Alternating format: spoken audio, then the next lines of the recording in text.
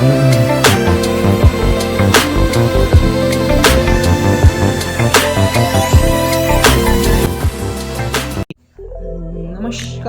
मेरे दोस्तों, भाइयों, बहनों और जूनियर्स। मैं आपका दोस्त और सीनियर आपके लिए लाया हूँ क्लास 10th की अमेजिंग वीडियोस। तो चलिए पढ़ाई शुरू करते हैं। तो यार आज अपन स्टार्ट करते हैं चैप्टर इलेक्ट्रिसिटी। आज इलेक्ट्रिसिटी तो सबसे इम्पोर्टेंट है, ये भी आप भी जानते हो कि इलेक्ट्रिसिटी से ही हमारी बहुत सी चीज़ें चलती है। हमें लाइट की ज़रूरत है, क्योंकि अगर रात में अंधेरा हो जाएगा तो हमें कुछ दिखेगा नहीं लाइट के बिना। ठीक है, पहले के लोग बिना लाइट के रह सकते थे, पर अपन नहीं रह सकते। आजकल इतने सारे इलेक्ट्रिक अप्लायंसेस हैं, वो लाइट के बिना नहीं चल सकते। इन्वर्टर है, उसे भी चार्ज होने के लिए लाइट चाहिए। हमारा फ़ोन है जो आज सबसे इम्पोर्टेंट चीज़ है, लैपटॉप, कंप्यूटर, आज हर चीज़ के लिए हमें इलेक्ट्रिसिटी की ज़रूरत है। तो अब आप समझ लो कि ये चैप्टर आपके लिए कितना इम्पोर्टेंट है, और इस चैप्टर में आप कुछ इलेक्ट्रिसिटी के फंडे जानोगे। तो मतलब हम इसमें इलेक्ट्रिसिटी के आसपास खेल रहे होंगे, और इस चैप्टर को मैं बेसिक से स्टार्ट करूँगा और एकदम अच्छी तरीके से आपको पूरा बताऊँगा। आपको पूरा कंटेंट दूंगा, लेक्चर्स चाहे कितने भी आ जाए, बस आप कंटिन्यूसली पढ़ते रहना। ठीक है, तो अब अपन चैप्टर स्टार्ट करते हैं एकदम अच्छी तरीके से। तो यार जो हमारे घर में जो लाइटनिंग होती है, जो बिजली का पूरा काम होता है, उसमें तारों के थ्रू हमारे सारे घर में बिजली चलती है ना।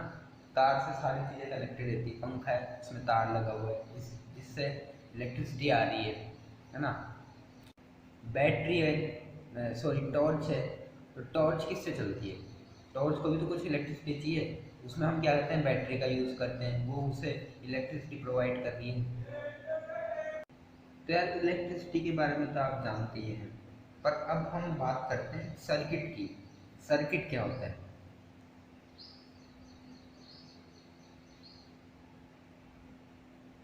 सर्किट समझो। सर्किट मतलब एक continuous and closed path.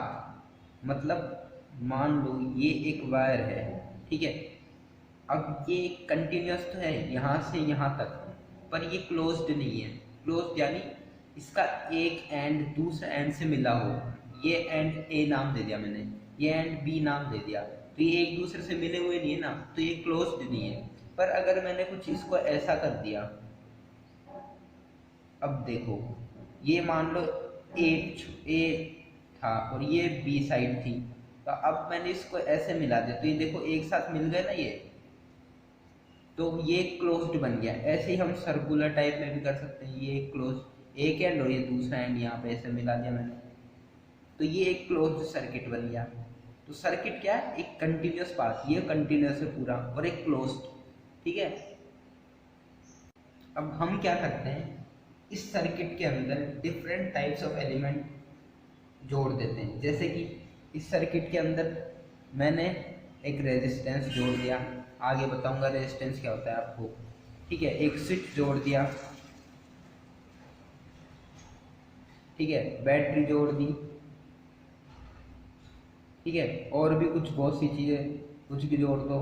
Capacitor जोड़ दिया, सॉरी कैपेसिटर आप समझना भी क्या होता है। कैपेसिटर आपको आगे आएगा। ठीक है, मतलब मैं बता रहा हूँ। ठीक है, ये एक सर्किट होता है। अब देखो, एक कॉमन सेंस वाली बात है कि यार ये एक वायर है, ठीक है, ये एक वायर है, दो वायर है। इसके एक एंड को मैंने एक बैटरी के उससे कनेक्ट कर रखा है, और दूसरे एंड को मैंने इधर से कनेक्ट कर रखा है, प्लस माइनस से कनेक्ट कर रखा है। ठीक है, और यहाँ मैंने लगा रखा है एक बल्ब, ये मैंने एक बल्ब लगा दिया। ठीक है, अब यहाँ से कुछ करंट जाएगा और इस बल्ब को जला देगा, मतलब बल्ब जलेगा क्योंकि बैटरी से कनेक्टेड है बल्ब। ठीक है, पर मैं अगर इस तार को यहाँ से काट दूँ तो क्या ये बल्ब जलेगा? नहीं जलेगा। क्यों नहीं जल रहा यार? बल्ब क्यों नहीं जल रहा? क्योंकि ये वायर इससे कनेक्टेड नहीं है। मतलब करंट या इलेक्ट्रिसिटी को फ्लो होने के लिए पूरा एक कंटिन्यूस पाथ चाहिए। ये पाथ यहाँ पे ब्रेक हो गया, ऐसा समझ में, ये पाथ यहाँ पे ब्रेक हो गया, ये कंटिन्यूस नहीं रहा, अभी तो ये कंटिन्यूस था पूरा, अब ये यहाँ पे ब्रेक हो गया, इसलिए ये फ्लो नहीं करेगा। तो ये कुछ मैंने ऐसे बना दिया, छोटा बना देता हूँ, ये मैंने ऐसे बना दिया, ये बैटरी और ये ठीक है। अब ये जो अब यहाँ से यहाँ फ्लो नहीं करेगा, क्योंकि यहाँ पे एक पाथ नहीं रहा कुछ फ्लो कराने के लिए, इसको इस जगह पे पाथ नहीं रहा कुछ कि करंट फ्लो हो जाए, जिससे फ्लो हो जाए। वो पाथ क्या होता है, एक ऐसा पाथ जो उसको फ्लो करा सके करंट को या इलेक्ट्रिसिटी को या जो भी आप समझो अभी, है ना। वो पाथ यहाँ नहीं रहा, यहाँ पे क्या आ गई, यहाँ पे एक हवा रह गई, बस वैक्यूम सा रह गया कुछ ऐसी, जो इसको पास नहीं करा सके करंट को यहाँ से यहाँ तक। और जैसे ही मैंने इसको फिर से यहाँ से वायर से कनेक्ट किया, ये दो एंडों को फिर से ऐसे वायर से कनेक्ट किया, इस वायर ने क्या काम किया, इसको कंडक्ट कराने का काम किया इसने। जो करंट यहाँ से नहीं जा रहा था वो उसने क्या किया, वो इस करंट को यहाँ से लिया और इसके थ्रू वापस ये यहाँ से इस एंड पे ले आया, वो आया समझ में। पर जैसे इस वायर को हटाऊंगा, यहाँ कोई कंडक्टिंग पाथ नहीं रहा, कंडक्टिंग पाथ, ये पूरा वायर एक कंडक्टिंग पाथ है जिससे हमारी इलेक्ट्रिसिटी फ्लो हो रही है। जब भी कंडक्टिंग पाथ हट जाएगा उसके आगे से इलेक्ट्रिसिटी फ्लो नहीं होगी, ठीक है। तो यहीं से ही हम सोच सकते हैं कि स्विच होता क्या है, जो मैंने यहाँ बनाया ये स्विच, स्विच होता क्या है, ऐसे बनाते हैं स्विच, या फिर आप ऐसे ही बना सकते हो। देखो मैं सर्किट बनाता हूँ एक, ये आप बल्ब मान लो, ठीक है, ये एक स्विच है, ठीक है। और इसी को ही हम ऐसे भी बना सकते हैं, स्विच को यहाँ बना दूँगा, इसको हम ऐसे ही बना सकते हैं, मतलब इसको इससे जोड़ देंगे तो ये कंडक्ट करा, मतलब इसको इससे जोड़ते ही क्या होगा, ये इसके टच हो जाएगा और आराम से इलेक्ट्रिसिटी फ्लो हो जाएगी। अभी क्या है, यहाँ पे कोई कंडक्टिंग पाथ नहीं है इन दोनों के बीच में, पर जैसे ही मैं टच कर दूंगा कंडक्टिंग पाथ हो जाएगा। तो स्विच का काम क्या होता है, जो आपके स्विच लगे होते हैं ये क्या करते हैं, एक कंडक्टिंग पाथ प्रोवाइड करा देते हैं, जैसे ये है, ठीक है। अब यहाँ पे है ये स्विच, अब जो टॉर्च होती है आपने देखी कहीं, कभी टॉर्च देखी हो आपने, सॉरी टॉर्च देखी हो क्या, जो आप टॉर्च देखते हो उसके अंदर का आपने देखा हो, तो यहाँ पे मान लो उसकी यहाँ पे क्या कंडक्टिंग पाथ लगा रखा है और वो एक इससे टच करा रखा है आराम से, ठीक है, इससे टच करा रखा है। अब क्या होता है, अभी ये इसके अभी ये देखो ये वाला वायर है, ये वाला वायर एकदम अलग है, ये यहाँ से मान लो ये बल्ब है इसका, ठीक है, ये वायर और ये वायर इसके कनेक्ट होना चाहिए, पर यहाँ क्या कर दिया मैंने, स्विच लगा दिया, इसे बोल दिया मैंने स्विच, ठीक है। अब यहाँ देखो ध्यान से देखो, दिख रहा है आपको, दिख रहा है, अभी ये दोनों वायर कनेक्टेड नहीं है ना, पर इसने क्या करा, अब यहाँ स्विच लगा दिया। अब करा क्या, यानी ये वाली जो चीज़ है ना, ये कंडक्टिंग पाथ है, ठीक है। तो एक तो इसने यहाँ से इसको टच करा दिया, पर दूसरा अगर इसके टच हो जाए तो क्या हो, यहाँ से करंट आए, यहाँ आए, पर यहाँ पे देखिए भाई कंडक्टिंग पाथ नहीं, तो ये रुक जाएगा, पर यहाँ से आएगा, इस साइड से भी तो जाएगा कुछ करंट, यहाँ से जाएगा, यहाँ से जाएगा, यहाँ से जाएगा, यहाँ से जाएगा, यहाँ पे, अब यहाँ पे भी उसको कुछ कंडक्टिंग पाथ चाहिए तभी वो ट्रेवल कर सकता है, नहीं तो यहीं रुक जाएगा। तो क्या होता है, जैसे ही हम स्विच को थोड़ा आगे करते हैं, ये क्या होता है, थोड़ा ऐसा कुछ रहता है ताकि जैसे ही आगे करें ये इसके टच हो जाए, ठीक है। तो ये क्या होता है, जैसे ही हम आगे या पीछे जो भी होता है आगे करते ही ये क्या होता है, इसके टच हो जाता है, और टच होने से क्या होता है, यहाँ से करंट आए, यहाँ से जाके वही, ये बैटरी तो रहेगी बनानी, यहाँ से करंट आए, यहाँ से जाके और वो पूरा इस यहाँ तक आ जाता है दूसरा एंड तक। और जैसे ही हम इसको वापस पीछे करते हैं, ये क्या होता है, ये वाला जो कंडक्टिंग पार्ट है ये यहाँ से इससे अनटच हो जाता है, ठीक है, इस वजह से वो करंट फ्लो नहीं होता और हमारा बल्ब नहीं जलता। तो ये हो गई स्विच की कहानी। तो अगर अब मैं इसको ऐसे कनेक्ट कर दूँ तो यहाँ से ये करंट फ्लो हो जाएगा आराम इजीली, ठीक है, सर्किट पूरा हो जाएगा, कंप्लीट हो जाएगा, कंटिन्यूस पाथ बन जाएगा। और जैसे ही हटा दूंगा ब्रेक हो जाएगा पाथ, ठीक है, तो हमारा बल्ब नहीं चलेगा। बैटरी में हम क्या करते हैं ना, चार्ज को स्टोर करा, करंट को स्टोर करा लेते हैं, मतलब ठीक है, उसमें स्टोर करा ली ताकि उसे हम बाद में कभी भी यूज़ कर सकें। जो सेल आते हैं 5-10 रुपये वाले घड़ी का सेल आता है, उसमें क्या होता है, ये इसको इसमें स्टोर कर देता है एनर्जी, ठीक है।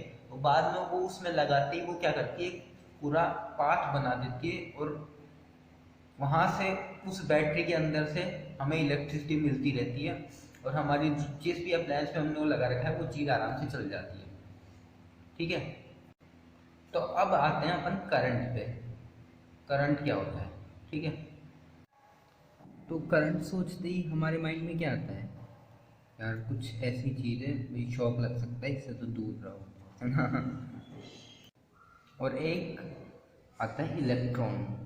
करंट इलेक्ट्रॉन सिमिलर चीज़ें, मतलब इलेक्ट्रॉन की वजह से ही करंट बनता है, क्योंकि इलेक्ट्रॉन मूव करते हैं इस वजह से, ठीक है। तो करंट होता क्या है, करंट होता है, करंट को हम डिनोट करते हैं आई से। करंट होता है rate of flow of charge, ठीक है। या फिर आप ये भी लिख सकते हो, current amount of charge flows through an area in unit time. इसका मतलब होता है कि एक सेकंड में एक पर्टिकुलर एरिया से कितना चार्ज फ्लो हो रहा है। जैसे कि ये एक एरिया है, ये पाइप मान लो, पाइप का होल है, ठीक है। अभी यहाँ से कितना चार्ज इसमें से निकल रहा है एक सेकंड के अंदर, उसे बोलेंगे हम करंट, ठीक है। और करंट का फॉर्मूला होता है आई इक्वल टू क्यू होता है चार्ज और अपॉन टाइम, मतलब कितना चार्ज एक सेकंड में निकल रहा है, चार्ज पर यूनिट टाइम,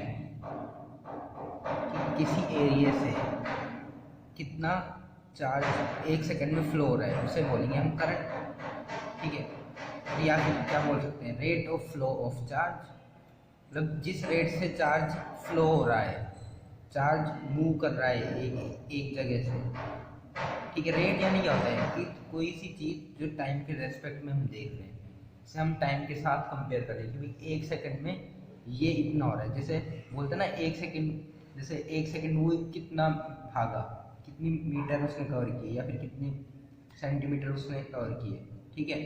तो हम टाइम के उसके रेस्पेक्ट में देखते हैं भाई इतनी दूर, ये 100 मीटर इसने 5 सेकंड में किए, या 10 मिनट में किए, या 5 मिनट में किए, जो भी है, ठीक है। तो ऐसे ही यहाँ करंट है, हम क्या देख रहे हैं, कितना चार्ज कितने टाइम में किसी एरिया से निकला। और अगर हम उसको उसको एक डिफ़ॉल्ट के रूप में देखें तो हमने क्या करा, टाइम को 1 सेकंड के लिए ले लिया कि भाई एक सेकंड में वो चीज़ कितनी हो रही है, एक सेकंड में उस एरिया से कितना करंट निकल रहा है, और उसी हिसाब से बाकी के टाइम का हम निकाल लेंगे। अगर एक सेकंड का हमें पता है तो वो करंट होता है, ठीक है। तो अगर हमें इसकी यूनिट देखनी, यूनिट क्या होती है, देखो करंट की यूनिट, चार्ज की यूनिट होती है कूलम, तो चार्ज की यहाँ लिखा है मैंने कूलम सी, ठीक है। और टाइम की होती है सेकंड, ठीक है। तो ये क्या हो गया, कूलम पर सेकंड, है ना। या फिर इसे आप ऐसे भी लिख सकते हैं, कूलम सेकंड इनवर्स, मतलब ये ऊपर जाके -1 जो हो गया सेकंड। तो यार पहले क्या था, जब हमें ये इलेक्ट्रिसिटी के बारे में पता चला उस टाइम पे हमें इलेक्ट्रॉन्स कुछ नहीं बताते, ठीक है। तो हमने यही सोचा था, मतलब सोचा था क्या, तो हम यही लेके चलते थे कि flow of positive charge is the direction of current, मतलब जिस डायरेक्शन में पॉजिटिव चार्ज फ्लो कर रहे हैं वही करंट की डायरेक्शन है, उसी डायरेक्शन में करंट मूव कर रहे हैं। जैसे कि अगर पॉजिटिव चार्जेस इस साइड मूव कर रहे हैं ऐसे, तो करंट भी ऐसे ही मूव कर रहा है, ठीक है। ओ सॉरी, एक सेकेंड। तो अगर पॉजिटिव चार्ज इस डायरेक्शन में फ्लो कर रहा है तो करंट भी इसी डायरेक्शन में फ्लो करेगा, ठीक है। पर जब हमें इलेक्ट्रॉन्स पता चले तो हमने क्या किया, उसे हमने इलेक्ट्रॉन्स की फॉर्म में लेके कि इलेक्ट्रॉन्स मूव करते हैं ना, ठीक है। तो हम इलेक्ट्रॉन्स को ही लेके सारा देखते हैं हमारा, ठीक है। तो हमने क्या करा, जो अब अगर पॉजिटिव चार्ज उधर जा रहा है तो नेगेटिव चार्ज इस साइड जाएगा, मतलब इलेक्ट्रॉन इस साइड जाएंगे। तो हमने क्या करा, जो करंट की डायरेक्शन है वो है opposite to the direction of flow of electrons. देखो इलेक्ट्रॉन्स किस डायरेक्शन में जा रहे हैं, इस डायरेक्शन में, ठीक है, और करंट इस डायरेक्शन में जा रहा है। तो हमने क्या बोला कि जिस डायरेक्शन में इलेक्ट्रॉन जा रहा है उसकी जस्ट ऑपोजिट वाली साइड डायरेक्शन में करंट जाएगा, ठीक है। तो ये हो गई इसकी डायरेक्शन की बात, ठीक है। यहाँ हमने यूनिट की बात की, ठीक है। और अगर आपको वेक्टर और स्केलर क्वांटिटी के बारे में जानना है तो मैं बता देता हूँ, नहीं तो आपके लिए ज़रूरी नहीं है। अगर आपको जानना है तो मैं बता देता हूँ थोड़ा। वेक्टर क्वांटिटीज कौन सी होती है, पहले चलो स्केलर देख लो। स्केलर हैविंग ओनली मैग्नीट्यूड,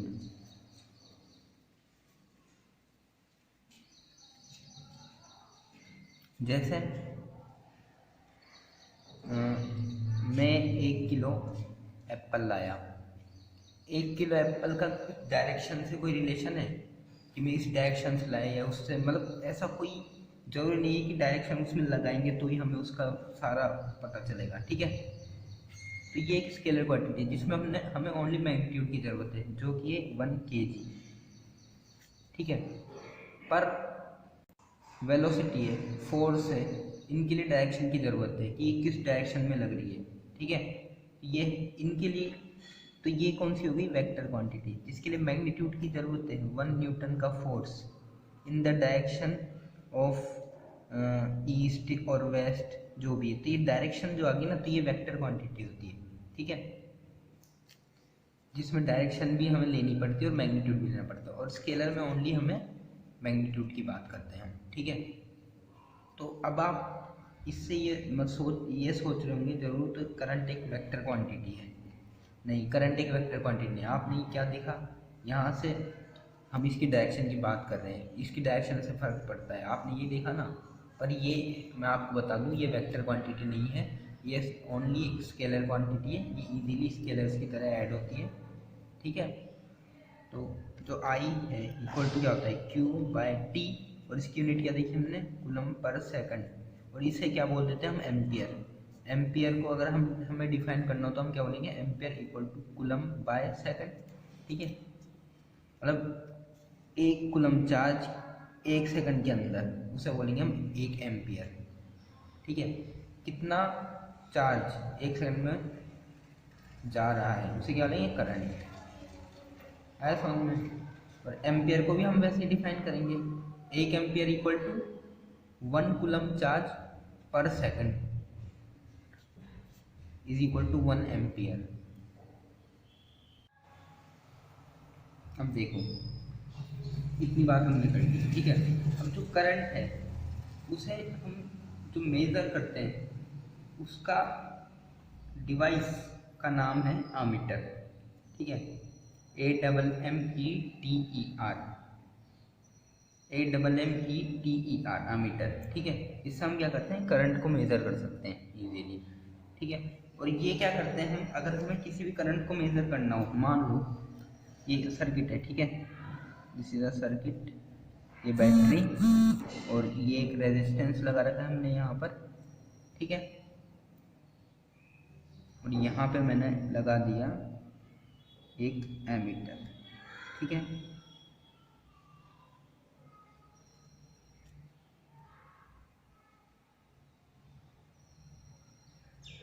ठीक है, ये एमीटर ऐसे ऐसे बनाते हैं हम एमीटर।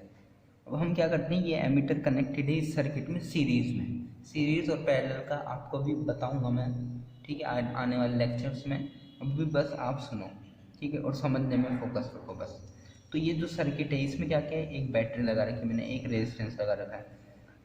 आमीटर की वैसे इसमें कोई ज़रूरत नहीं है, पर अगर मुझे इसमें करंट नापना है, कितना करंट इसमें जा रहा है, मेज़र करना है, तो मैं क्या करूँगा, इसमें एमीटर कनेक्ट कर दूंगा सीरीज़ में, ठीक है। ये एमीटर मैंने कनेक्ट कर दिया। अब क्या होगा, जो भी करंट यहाँ से जाएगा ना वो इससे भी होके जाएगा, और ये क्या करेगा, हमें करंट बता देगा कि कितना करंट है, ठीक है।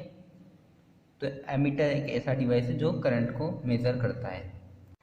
तो आपको इसमें जो याद रखने वाली बात है वो है, देखो ये बैटरी है, तो जो बड़ा एंड होता है ना, जो बड़ा वाला बनाते हैं, वो होता है पॉजिटिव टर्मिनल, ठीक है। 2 टर्मिनल होते हैं ना बैटरी, अभी सब बताऊंगा मैं आपको, टेंशन मत लो।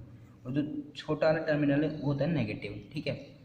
तो करंट हमेशा जाता है पॉजिटिव टर्मिनल से, और जाता है यहाँ से पॉजिटिव से होके, ये ऐसे जाता है, ऐसे मूव करता है, ऐसे ऐसे ऐसे ऐसे, ये रेजिस्टेंस है, ऐसे ऐसे ऐसे ऐसे और नेगेटिव टर्मिनल तक होता है, मतलब पॉजिटिव से नेगेटिव की डायरेक्शन में मूव करता है।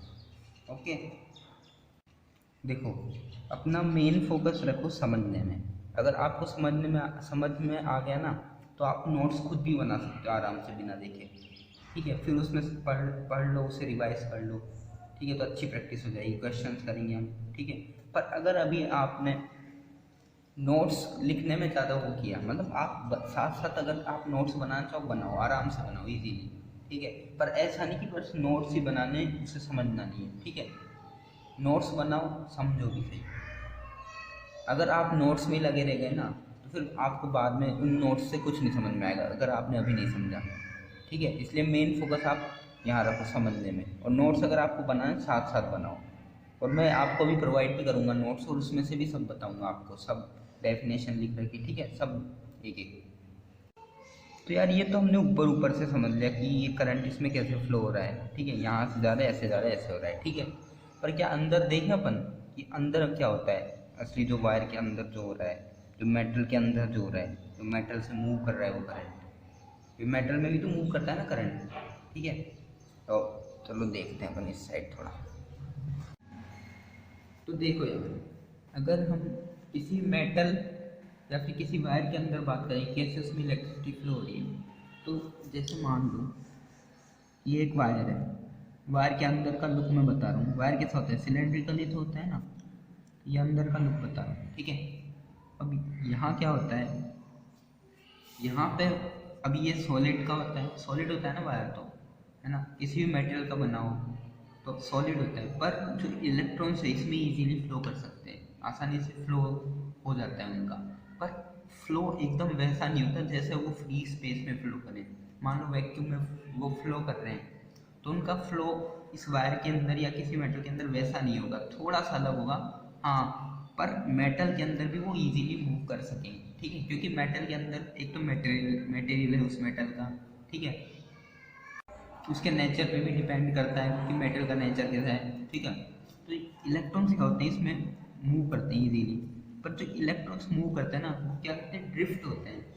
ड्रिफ्ट का मतलब वो एस ड्रिफ्ट का मतलब इलेक्ट्रॉन्स जो जा रहा है ना वो बहुत धीरे धीरे जा रहा है। यहाँ पे जो इलेक्ट्रॉन ना वो 1 सेकंड में ना बिल्कुल इससे भी कम ड्रिफ्ट होगा। ठीक है, मतलब इससे भी कम जगह जा पाएगा, इतनी धीरे चलता है। इसकी स्पीड होती है, ड्रिफ्ट स्पीड जो होती है, वैसे ही आपके सिलेबस में नहीं है, ड्रिफ्ट वेलोसिटी बोलते हैं। इतनी धीरे वेलोसिटी से जाता है, ये होती है 1 मिलीमीटर पर सेकंड की स्पीड से। 1 मिलीमीटर पर सेकंड, यानी कि देखो 1 सेंटीमीटर कितना होगा, इतना होता होगा, यही मान लो 1 सेंटीमीटर, ये वाला, ये अगर 1 सेंटीमीटर है तो 1 मिलीमीटर तो कहीं यहाँ आएगा। अब देखने यहाँ से यहाँ जाने में ही वो 1 सेकंड लेता है पूरा। ठीक है, तो अब आप सोचोगे, और ये सोचना बनता है कि यार इतनी धीरे वो जा रहा है इलेक्ट्रॉन, और फिर भी जैसे ही हमने स्विच ऑन किया हमारा बल्ब जल जाता है। वो इतनी दूर तक कैसे पहुंच जाता है इतनी जल्दी, मतलब बल्ब बटन ऑन करते ही हम लाइट जल जाती है या फैन चल जाता है, जबकि वो इतनी स्लो स्पीड से जा रहा है। तो भी क्या यार, मान लो यहाँ वो बटन है हमारा स्विच, और ये यहाँ हमारा वो है बल्ब। ठीक है, तो जैसे ही हमने इसे प्रेस किया ये बल्ब हमें जलता हुआ दिखाई देता है। तो यार मतलब वो इतनी सी देर में तो यहाँ से यहाँ जा पाएगा, तो भी वो ये बल्ब कैसे जल गया इतनी जल्दी। तो देखो इसका मैकेनिज्म ऐसा नहीं है कि ये इलेक्ट्रॉन यहाँ है तो वो पूरा यहाँ जाएगा तब जाके ये बल्ब जलेगा, नहीं, बिल्कुल बिल्कुल भी ऐसा नहीं है कि वो यहाँ जाके बल्ब जलाएगा। इसका मैकेनिज्म क्या है, इसे एक एग्जाम्पल से समझो। ठीक है, ये एक पाइप है। ठीक है, मैंने ये एक पाइप बना दी यहाँ पर, इसके अंदर मैंने क्या कर रखा है, पानी भर रखा है एकदम यहाँ तक, एकदम एंड तक, बस ये नीचे नहीं निकल रहा। ठीक है, यहाँ तक पूरा में पानी भरा हुआ है यहाँ से यहाँ तक। ठीक है, अब मैंने यहाँ पे एक और पाइप कनेक्ट कर दिया। ठीक है, और यहाँ से उसमें पानी स्टार्ट कर दिया मैंने, दिख नहीं रहा ना, यहाँ से मैंने उसमें पानी स्टार्ट कर दिया, ये मैंने एक पाइप कनेक्ट कर दिया। ठीक है, और यहाँ से उसमें पानी स्टार्ट कर दिया। अब जो वाटर यहाँ से जाएगा तो यहाँ वाला जो यहाँ वाला वाटर है वो थोड़ी ना यहाँ से इस उसमें क्या होगा, देखो जैसे ही यहाँ से वाटर आया वो क्या करेगा, इस वाले वाटर को धक्का देगा। ऐसे वो धीरे धीरे धीरे धीरे हर एक वाटर को धक्का देते जाएंगे और धीरे धीरे ये वाला जो वाटर है ना वो यहाँ गिर जाएगा। तो क्या होता है, जैसे ही हम यहाँ कोई एक्सटर्नल पाइप कनेक्ट करते हैं, जैसे ही यहाँ पानी आता है ये इनको एक दूसरे को इतना जल्दी जल्दी धक्का देते हैं, डायरेक्ट वो ये वाला पार्ट गिरता है नीचे, न कि ये वाला पार्ट यहाँ से यहाँ जाके गिरता है। ऐसा नहीं होता ना, क्या होता है यहाँ से जो वाटर आया वो इनको धक्का देता है और गिरता ये वाला पार्ट है, तभी वो इतनी जल्दी पानी आते ही उधर दूसरे एंड पे निकल जाता है। ऐसे ही यहाँ पे क्या है, जो ये वायर है इसके अंदर है इलेक्ट्रॉन्स बहुत सारे, ठीक है। अब ये क्या करते हैं, जैसे ही स्विच ऑन हुआ तो उसको एक वो बैटरी से वो मिलेगी पावर, और उसकी वजह से क्या होगा कि इलेक्ट्रॉन धीरे धीरे ड्रिफ्ट करेंगे, ये एक दूसरे को धक्का देंगे, ऐसे इतने पास पास होते हैं ताकि ये एकदम से फ्लो बनता है और इलेक्ट्रिक फील्ड पैदा होता है, और डायरेक्ट वो यहाँ से यहाँ एकदम से इसको बल्ब को जला देता है, ठीक है। अगर आपको ये समझ में नहीं आ रहा तो कोई दिक्कत नहीं है, आप याद मत करिए, आगे हायर क्लासेस के लिए आपके सिलेबस में ये नहीं है, वैसे मैंने अच्छे से समझा दिया है, ठीक है।